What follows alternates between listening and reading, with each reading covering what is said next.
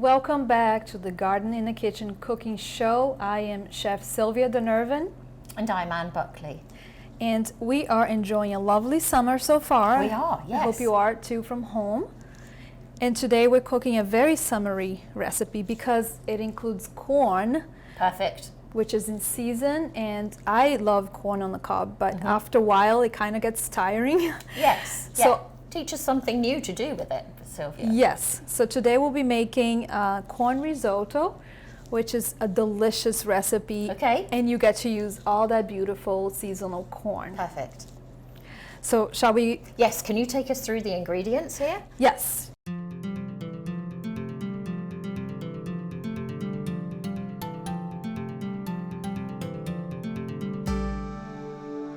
Okay, so for this recipe we use about 4 corn on the cob. Okay. I have the Arborio rice, which is the rice that is used for risottos. Okay. It gives out that creamy consistency. And we have 3 tablespoons of butter, 1 shallot, 2 cloves of garlic, 3/4 of a cup of grated parmesan cheese, salt and pepper, and I'm actually using 3/4 of a cup of coconut milk. Okay. You can use regular milk, you can use cream, but I love offering healthier alternatives. Yes. A lot of my recipes are gluten-free, dairy-free, Yes. and I also love the coconut flavor. Yes. It doesn't add a lot of coconut flavor, just a hint of it. Just enough. And it's just lovely. Okay. Yes. So where do we begin? We'll begin by infusing the corn and the coconut milk. Coconut to milk, make that perfect. little creamy corn. Okay. Okay.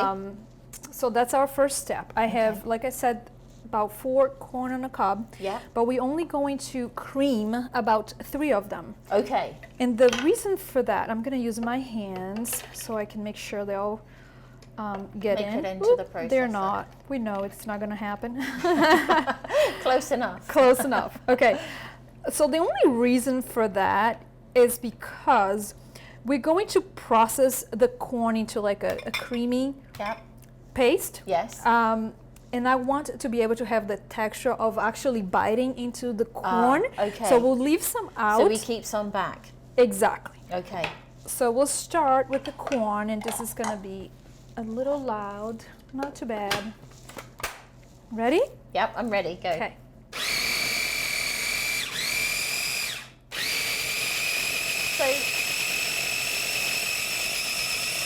So we'll just pulse a few times. I was going to ask, do you pulse it or do you put it on for a constant spin? Well, either. I like to pause and see what the consistency is at, and once it's like it breaks down a little bit, then I'll add the coconut milk. Okay.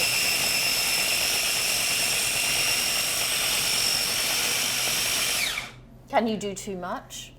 Well, I have a small food processor here, so ideally you don't want to fill up to the top. You want to leave room so that the ingredients can like jump up and go up and go down.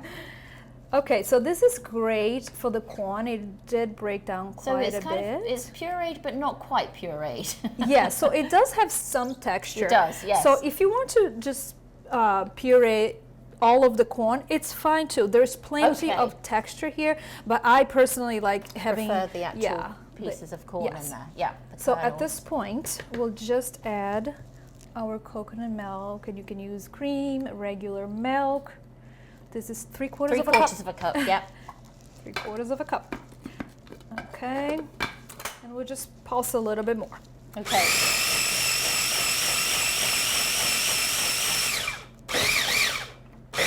Oh. Okay, I think we're ready. Oh yes, we are ready. Oh yes, I can see how creamy that is. Yeah.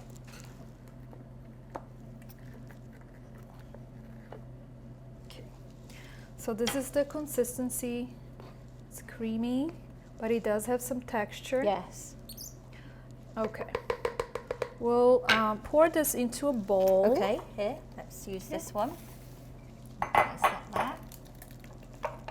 So this is where all of the corn flavor is coming from. And we're going to add that to our, thank you, to our risotto. Yes, okay. Thank you. Okay, we'll set this aside for now. We'll move our food processor out of the way, and we're ready for the Instant Pot. Okay, so I'm excited to see you show the Instant Pot. I own one, and I have a lot of friends who own them, and I'm still a bit cautious of mine. I need to get that kind of addiction to it. So yes, tell me more. What's the secret behind the Instant Pot? Well, it does take time. I'll have to say it took me some time to get used to it. Yes. But you realize it's actually very simple. Okay. It's very simple to cook. A lot of the recipes require sauteing and then high pressure, like this one. So I'll show you just what to do. Brilliant. Okay. So our Instant Pot is on. We'll turn on saute mode. Okay. And that would only take a minute or less than a minute to start to warm up. To warm through, yes. It is very quick. I do know that. Okay, so that beep tells us that it's on, it's working, it's doing what we want to. Yep, good. It's saute mode and it's getting warm. Okay. So for the risotto, we like to use butter. Okay. And not oil. Okay. So here we have 3 tablespoons of butter, but we're only adding 2 tablespoons of butter now, and at the end we'll add the remaining 1 tablespoon. So 2 tablespoons down, and we'll just let that melt. And you treat this exactly like you would your frying pan or your Yes, so if you were making this recipe on stovetop, you would do exactly the same. Okay. It's just the cooking times will be different. Okay. And the thing about cooking risotto on the stovetop, it does require a lot of stirring. Okay. So you kind of have to be... more attention to it. Exactly. And that's another reason why I like the Instant Pot so much, because it's hands off. Great. Okay. You just set and forget. Yes. Okay. And then you enjoy your risotto. So the butter is starting to I'm looking forward to learning cook. more about this method. So our butter is starting to melt slowly but surely. We've got the 2 tablespoons here. So Silvia, you mentioned that you can make this on the stovetop as well. Do you have that recipe available? I do actually. It's on the website. So if you search on the search bar, corn risotto, both recipes should come up. The Instant Pot and the stovetop, and they're both exactly the same and just as delicious. So if you have a preference for one or you don't own an Instant Pot, you can still enjoy this recipe. Yes. Great. Exactly. So now what we're going to do is we're going to add in our fragrant ingredients. Okay. And we have 2 garlic cloves.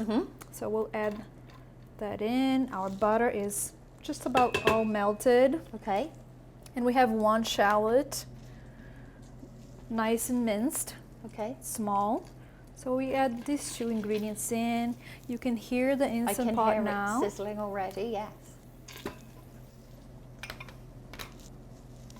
And only one thing to clean afterwards, which is excellent. Yes, I love that too. Okay, so while that's going, we're just gonna grab our fresh thyme. Okay. And just add a few sprigs of leaves. I think thyme is one of the best herbs to add to the risotto. Okay. Do you have a preference in? No. I tend to use whatever I have available, whatever you have. To be honest. Yes, rosemary is nice, and I find that thyme is the best herb to add. And you can add dry thyme if you don't have any fresh. Okay. I like the flavor of a fresh herb. Okay. Okay, so that's going really well. Okay. Now you mentioned the rice here is arborio rice. It is arborio rice. So how would the dish be compromised if you didn't have arborio, if you didn't have the correct risotto rice for this meal? Right, so you would not really get a creamy rice. Okay. Yes. So you really it's do quite need a to, big that's difference. one of the unusual factors for this particular meal. Usually when we do a meal, we can just compromise and make do. Yes. But this is one that we need to take notice of. Exactly. Okay. Yeah, I usually tell you use whatever you have in hand, but this isn't one of those times you really need the arborio rice. In fact, we're going to add that right in. Perfect. Okay. Now that our fragrant ingredients are cooking, and you can smell. I can. It smells great. So we add the rice, and what we want to do here is just saute for 2 to 3 minutes. Okay.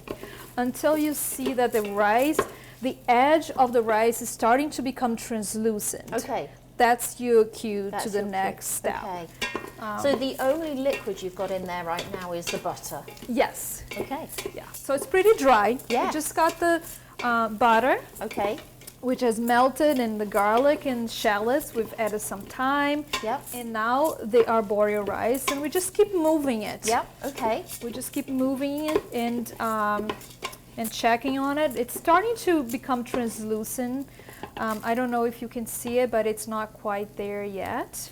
Right. Arborio, I can see that some of it is starting to turn, though. I can see what you're talking about. Yeah, so it happens fairly quick.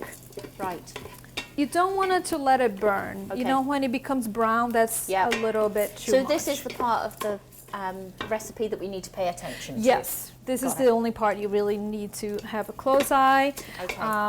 Things happen very fast, so it's either going to go from not ready to ready and then burned. Okay. You don't want to get it to burn. Okay. And we're almost there. I can definitely see some of the rice, the edge, starting to become translucent. Don't know if you can see on camera, but that's what's happening.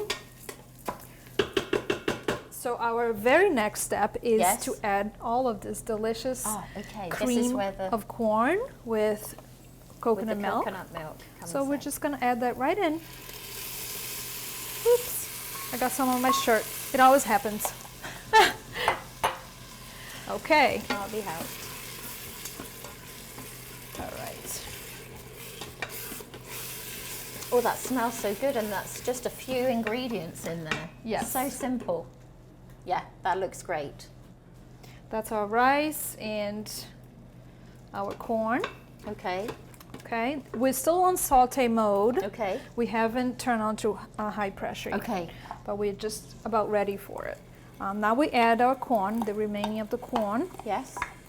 And then we're going to add 3 cups of warm water. Okay. This is also important. It will help the rice becomes creamy. Okay. And that's exactly what we want in a risotto. So let's add the water. And let's season with salt and pepper. Okay. So just a nice pinch of salt and some pepper.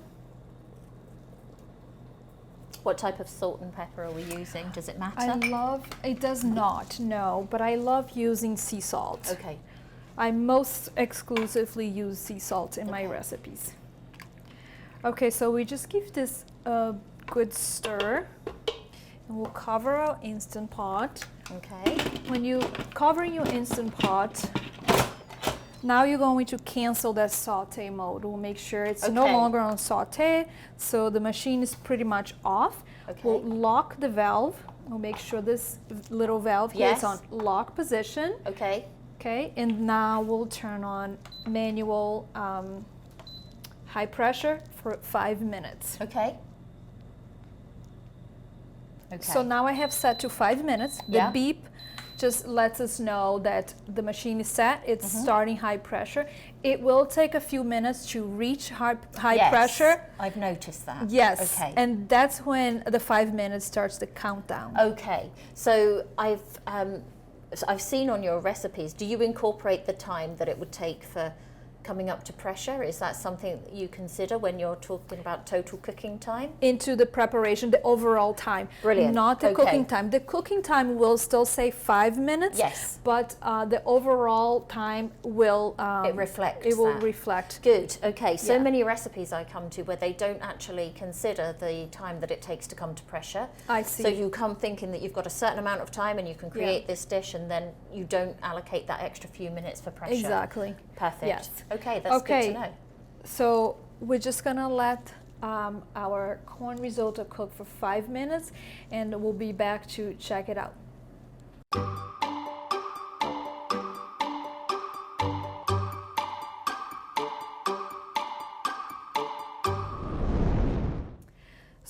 And while our risotto is cooking, I thought we could make a refreshing summer drink which is a Guava Mimosa. Oh, that sounds perfect. I love guavas. Great. Growing up in Brazil, it was one of my favorite fruits. It's so fragrant. The color is so beautiful. It's like a peachy color. It is. Just to remind you of something. In fact, it matches your top perfectly. It does. You've coordinated today. Coordinating today. Yes. That's great. So the guava juice is very simple. It's a mix of guava and pear, and I use honey to sweeten. You can use sugar, you can use agave, whatever you have. Yeah. So you just blend it up, and then you stir the pulp from the guava, because it will be very pulpy and thick. Yeah. So you just use a strainer to pass the juice and get rid of the pulp. Okay. So that's what we have here. Nice. And this recipe is very simple. It's and nicely chilled. Yes, and it's very fruity and very light. Okay. So we will fill our glass with half of the guava juice and half of rosé. Okay. So we have, we've got 2 rosés here. We're actually going to use this one, which is the Gallivant rosé. Any rosé is great for this mimosa, but these are particularly good for what we're trying to do with staying with the healthy and nutritious, because they don't have any chemicals added, they don't have any sugars, and no pesticides are used in the growing of the grapes. So if you want to stay on the healthy and nutritious side, then I would recommend a clean crafted wine. Sounds excellent. I have tried the rosé before, and it's delicious. So I definitely recommend, and it pairs very good with the guava juice. So let's try our guava mimosa. I would definitely recommend choosing a light rosé, so that it doesn't overcrowd the guava and the flavors that you've got there. And this is it gives you that tropical feel. When you go to a vacation somewhere tropical and beautiful, this is the kind of drink you expect to have. But as your welcome drink. Your welcome drink, exactly. Okay. And let me just say this, if you can't find guava in the store, just pick up a bottle of guava juice, and that works fine too. Okay, good. So there is a quick fix if you need to just... Yes, it's not easy finding guava around here. You do see some in the frozen aisle. If you have an international store nearby, Brazilian, Latin, they will most certainly have some. So can you recommend anything nearby where we could go and grab those ingredients? Yes, so Framingham should have a few stores that you can grab some. I go to Milford on Central Street. You will see there's a Brazilian store there. They always have guava. Okay. That's perfect. Shall we try it? Let's try. Cheers. Oh, that's so refreshing. It's delicious. I love the guava. Perfect. It does taste tropical. It does. And very light. And all fruity. I need is a beach and a sun lounger now. Flip-flops, beach. Exactly. That's all we'll need. Yes. We'll be right back to try our corn risotto. Welcome back. Our corn risotto is just about ready. We're going to open it together and finalize our dish and taste it. Sounds great. So I noticed when the machine was coming to pressure, there was quite a jet of steam. Yes. That's not something to be alarmed by. Definitely not. I can understand the steam can scare some people off, but that's the machine actually reaching high pressure. You will release some steam. It should only take about a minute. Okay. And then we'll stop. Okay. Once the steam stops, that's when the timer will count. Okay. Will count down. So we had set for 5 minutes. Yes. So you will count down 5, 4, 3, 2, 1. Perfect. Okay. Okay. And then we were noticing that it's actually keeping warm once the timer is finished, and then it will start to count up again. It will count up. It will stay warm unless you cancel. It will keep the food warm unless you hit the cancel button. Perfect. So you just keep in mind that it will continue to cook things. Good. It's keeping it warm in some ways, continues to cook things. So if you don't want that to happen. Don't want it to go overcooked. Exactly. But for the risotto, actually, if you had to run out for 5-10 minutes or do something around the house, that would totally be fine, because the risotto will need that additional time to just get to that creamy consistency. Okay, good. Shall we open? Let's see. Okay, so we'll unlock our valve and then see some steam come up. It's a very hot pot. Okay, oh, that looks wonderful. All blended nicely. All blended nicely. You can take a peek. Let me see. So you see a little bit of Oh, liquid, yes. a little bit of Yep. extra liquid. Okay. So you don't be alarmed with that either, because once we add our butter and Parmesan cheese, it's going to get creamy. So that's Okay. going to be that creamy thing that we like. So here we go. 3/4 of a cup of grated Parmesan cheese goes right in. Okay. And our remaining 1 tablespoon of butter. We'll add that in. And then we'll just stir this together. The cheese will melt, so is the butter. Yeah. And it's going to add that creaminess Yes. to it. And it smells so good. The corn, it smells so good. And it's nice to have a recipe for the summer that we can do in the Instant Pot. I tend to save mine for the fall and the winter, so this is a nice recipe to try during those summer months. Yes, I have to agree with you. I think most of us do enjoy our Instant Pot more in the winter. Yes. To make soups and stews and all that warm dishes. But this is a summer dish.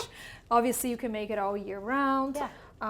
But this is one of those dishes that you can get your Instant Pot out of the cabinet. Yes. Out of the closet. And it is ready. It's nice and creamy. You wait until you see the consistency. Ready? Yep. So no more watery. All you see is just incredible. creamy. And you can see the rice. And it is you can. yellow because of the corn cream. But you can also see the corn kettles too. Yes. Okay. So we'll top this with just a little bit of fresh thyme. Okay. Looks lovely. Doesn't it look wonderful? And it smells so good. I do love Such this a smell simple of corn. dish. Yes, exactly. Simple, but it does have a lot of, it packs in good flavor. Yes. Let's pass the spoons along. Okay, some thyme. And it's hot. You be careful trying this one. It's very, very hot.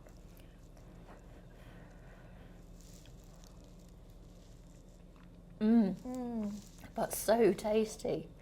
That is delicious. The texture of the corn that we left aside, I just love it. It's delicious. That is So good. That is extremely tasty. I'm so glad you enjoy it. So glad you enjoyed it. And as you mentioned before, we also have the same recipe on the stovetop. So if you don't own an Instant Pot, or if you don't want to pull it out of the closet in the summer months, that's okay. You can still enjoy this recipe on a stovetop. I hope you have enjoyed this episode of Another the Garden great in fun the Kitchen. episode, yes. I'm so glad you enjoyed. I hope you enjoyed at home. And I cannot wait to see you back again in 1 month.